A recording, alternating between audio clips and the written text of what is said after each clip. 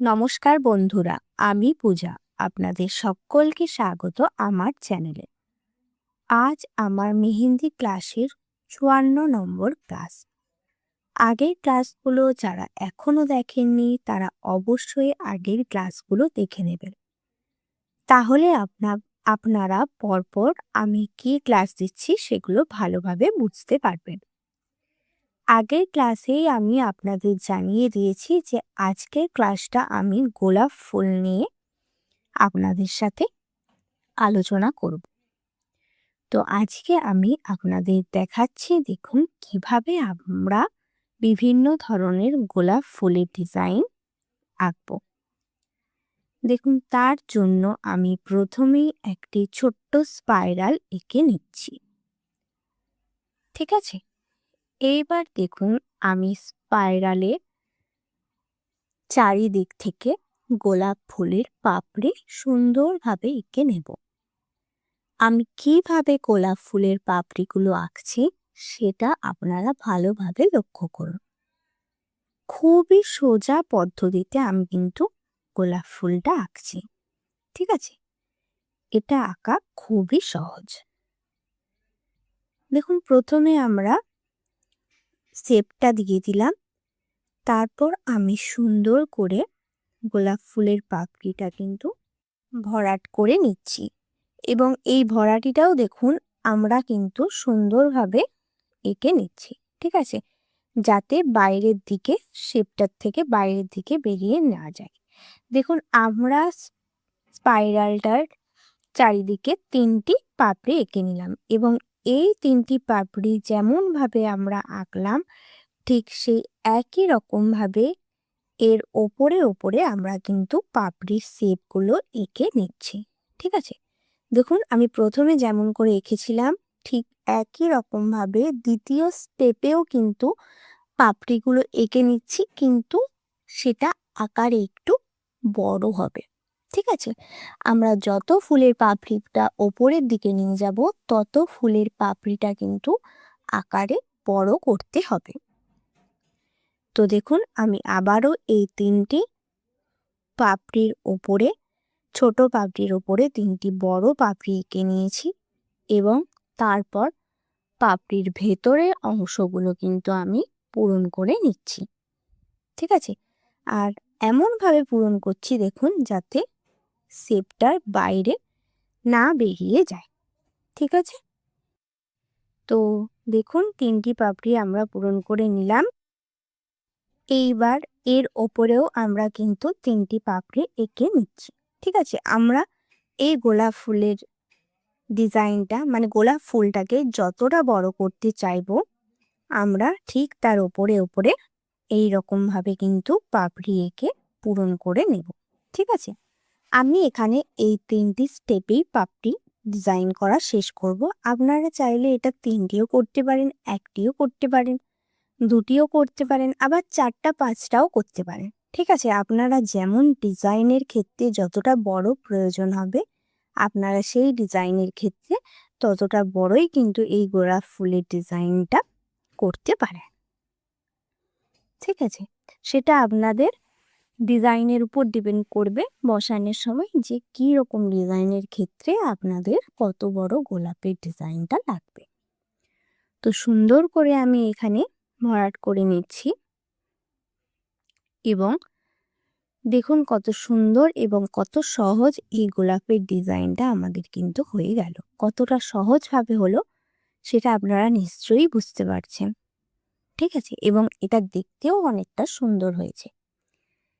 এইবার দেখুন আমাদের এটা ভরাট হয়ে যাওয়ার পর আমরা যে ফাঁকা ফাঁকা অংশগুলো রয়েছে ওই ফাঁকা অংশগুলোতে পাতার ডিজাইন করে নেব।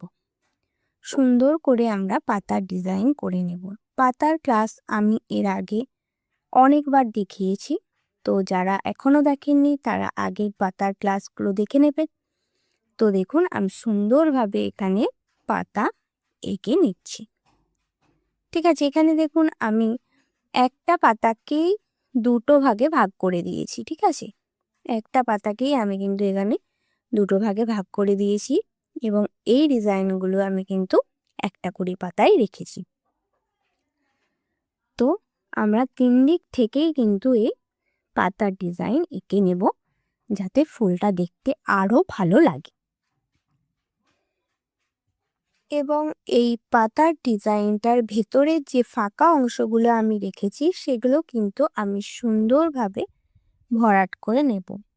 কারণ যে কোনো গোলাপ ফুলের পাশাপাশি আমরা যদি পাতার ডিজাইন করি, সেই পাতাগুলো বেশিরভাগ সম্ভব মোটা আঁকার চেষ্টা করবেন। যদি এই রকম পাতার আঁকছেন তাহলে পূরণ করে দেবেন, আর যদি আরও বিভিন্ন ধরনের আমি পাতার ডিজাইন দেখিয়েছি সেই ধরনের পাতার ডিজাইন করেন তাহলে একটু মোটাভাবে আপনারা কিন্তু মেহেন্দিটা দেবেন। তাহলেই কিন্তু যে কোনো গোলাপের পাশে, যেহেতু গোলাপ ফুলটা একটু মোটা বা শেডিংয়ের ওপর থাকে, তাহলে দেখতে খুবই সুন্দর লাগবে ভরাটি পাতার ডিজাইন করলে। এবং দেখুন, সব সময় আগে শেপটা এঁকে নেওয়ার পর তার মাঝে ভরাটি ডিজাইনটা করার চেষ্টা করবেন এবং এমনভাবে ডিজাইনটা দেবেন যাতে ওই ভরাটি করার সময় শেপ থেকে কোনোভাবেই মেহেন্দিটা বাইরে বেরিয়ে না যায়। তাহলে পাতার শেপ বা যে কোনো ফুলের ক্ষেত্রে ফুলের শেপ কিন্তু নষ্ট হয়ে যাবে। তাই আপনারা যখন ভরাটি করবেন খুব সাবধানে ভরাটিটা করবেন। এইবার দেখুন, আমি সেকেন্ডের গোলাপ ফুলের ডিজাইনটা শুরু করছি। তো প্রথমটা কমপ্লিট হয়ে যাওয়ার পর আপনারা কিন্তু সেকেন্ডেরটা শুরু করবেন, ঠিক আছে? আমি একবার দেখিয়ে দিলাম বলে একবার প্র্যাকটিস করেই সেকেন্ডেরটা করতে আসবেন না। আগে প্রথমেরটা ভালোভাবে প্র্যাকটিস করবেন, তারপর সেকেন্ডেরটা কিন্তু আপনারা প্র্যাকটিস করবেন।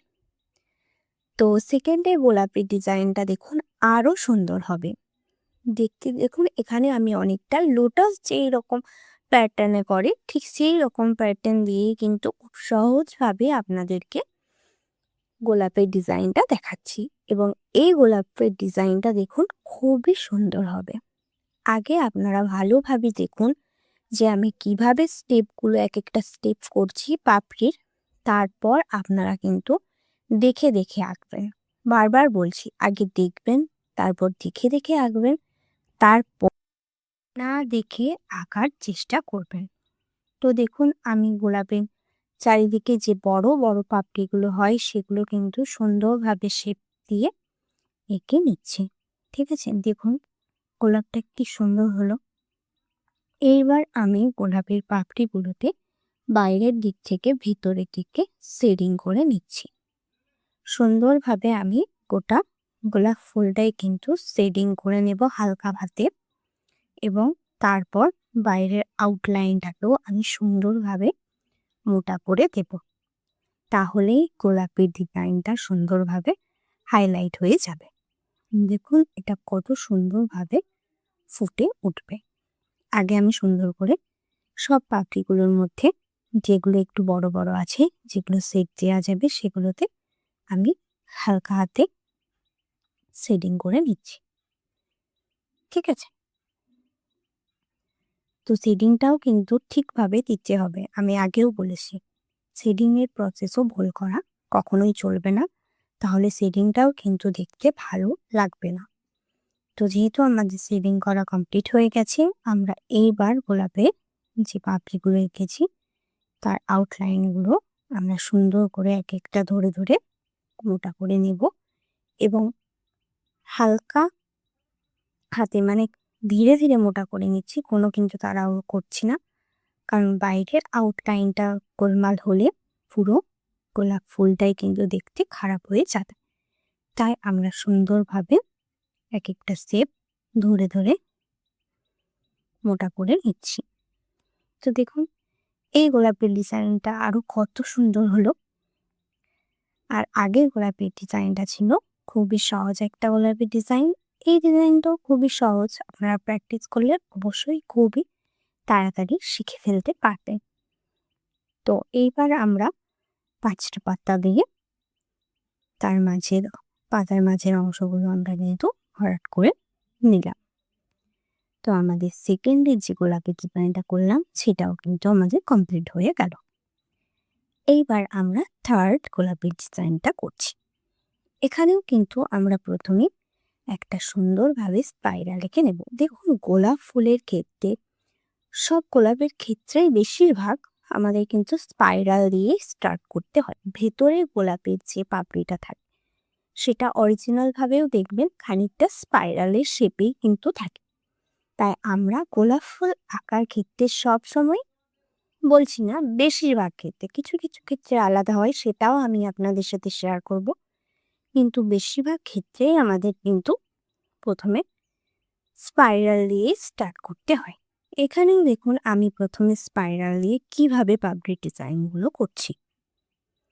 ঠিক আছে, দেখুন বুঝতে পারবেন কিভাবে আমি এখানে পাপড়ি ডিজাইনগুলো করছি এবং পাপড়িগুলো কিন্তু আমি ভরাটি ডিজাইন নিচ্ছি। এখানে কিন্তু আমি ফাঁকা করে শেডিং করছি না, এখানে আমি পাপড়ি ডিজাইনগুলো ভরাটি ডিজাইন করছি এবং সুন্দরভাবে যে জায়গাটায় যতটা দরকার পাপড়িটাকে বড় করা, লম্বা করা, ঠিক ততটাই কিন্তু আমি এখানে বড় বা লম্বা করছি।